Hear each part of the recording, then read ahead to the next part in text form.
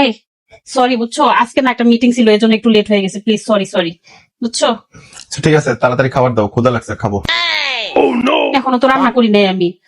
আজকে একটা কাজ করো না, আজকে একটু বাইরে থেকে অর্ডার করে আনি। আচ্ছা তানিয়া, তোমার মানে কি আসলে তোমার প্রবলেমটা হচ্ছে কি আমাকে বলো তো।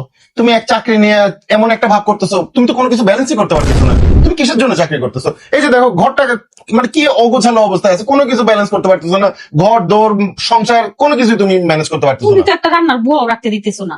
যদি একটা রান্নার বুয়া রাখি তাহলে তো সে রান্না করে দিতে পারে, কিন্তু সে তাও খাইতে পারবে না। তুমি নাকি বুয়ার হাতে রান্না খাও না। তুমি কখনো আমাকে দেখছো বুয়ার হাতের রান্না খাইতে? হ্যাঁ, সবসময় তোমার হাতের রান্না খেয়ে আসছি। মানে আমি আসলে বুঝতে পারতেছি না তানিয়া, তুমি কি আসলে, আমি আসলে তোমার এই চাকরি নিয়ে, তোমার এই 4 টাকা চাকরি নিয়ে আমার সংসারে কি উপকারটা হচ্ছে? তুমি সংসারের না ব্যালেন্স করতে পারতেছো, নাকি তোমার টাকা দিয়ে আমার সংসার চলতেছে? এরকম তো কোনো কিছু না। আমি সংসার চালাইতেছি আমার টাকা দিয়ে, তুমি কি করতেছো? আমি এটার কোনো আসলে মানে বুঝতেছি না। শোনো, আমি তোমাকে এখনই বলে দিচ্ছি, তুমি কালকে সকালবেলা যাবা, যা তুমি রিজাইন দিয়ে চলে আসবা। তোমার এই 2 টাকার চাকরি আমার দরকার নেই। তোমার এই 2 টাকার চাকরি কি জন্য করতে হবে? কেন করতেছো এই 2 টাকার চাকরি? এই শোনো না, কি? আজকে ওই মেয়ের স্কুলের বেতন দিতে হবে। সেটা তো আমি জানি, তাই না? না, আজকে লাস্ট ডেট তো, এর জন্য মনে করে দিলাম। আচ্ছা, তুমি বারবার এই জিনিসগুলো নিয়ে কেন আমাকে প্যারা দাও বলো তো? হ্যাঁ, আমি তো জানি আজকে মেয়ের স্কুলের লাস্ট ডেট। টাকা পয়সার চিন্তা তো আমাকেই করতে হয়, নিজে তো 2 টাকা ইনকাম করো না, এই জন্য জানো না। ঠিক আছে, টাকা কিভাবে ম্যানেজ করি আমি। ঠিক আছে, আমি অফিসে যাচ্ছি, অফিসে গিয়ে স্কুলে জমা দিয়ে দেবো। চিন্তা করতে হবে। ও চলে আসছো? দাও ব্যাগ দাও। বাজার নিয়ে আসো নাই? কি?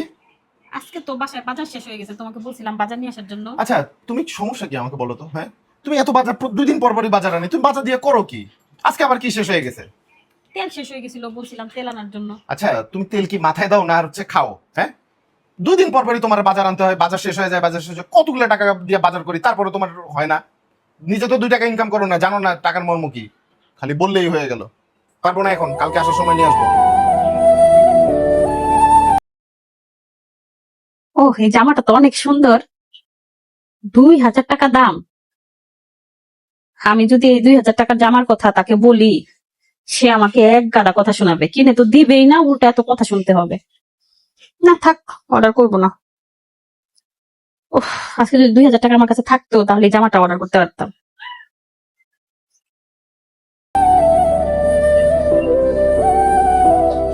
শোনো, তোমাকে আমি বলে দিচ্ছি, তোমার এই চাকরি করতে হবে না। তোমার এই 2 টাকার চাকরি আমার কোনো কাজ নাই, কোনো লাভ হইতেছে না। কালকে সকালবেলা যায় তুমি এই চাকরি থেকে রিজাইন দিয়ে চলে আসবা। ঠিক আছে, এটা নিয়ে আমি ফার্দার যেন আর কোনো ধরনের কথাবার্তা না শুনি। শোনো, না আমি রিজাইন দিব না। কি? আমি এই 2 টাকার চাকরি করব। আমি এই 2 টাকার চাকরি থেকে নিজেকে রিজাইন করব না। কারণ এই 2 টাকার চাকরি আমার ভিতরে আত্মবিশ্বাসের সৃষ্টি করছে, আমার ভিতরে আত্মসম্মান বোধের তৈরি করছে। তুমি যদি 1000 বার বলো, তারপর আমি এই চাকরি ছাড়বো না। তুমি যা ইচ্ছা তাই বলতে পারো।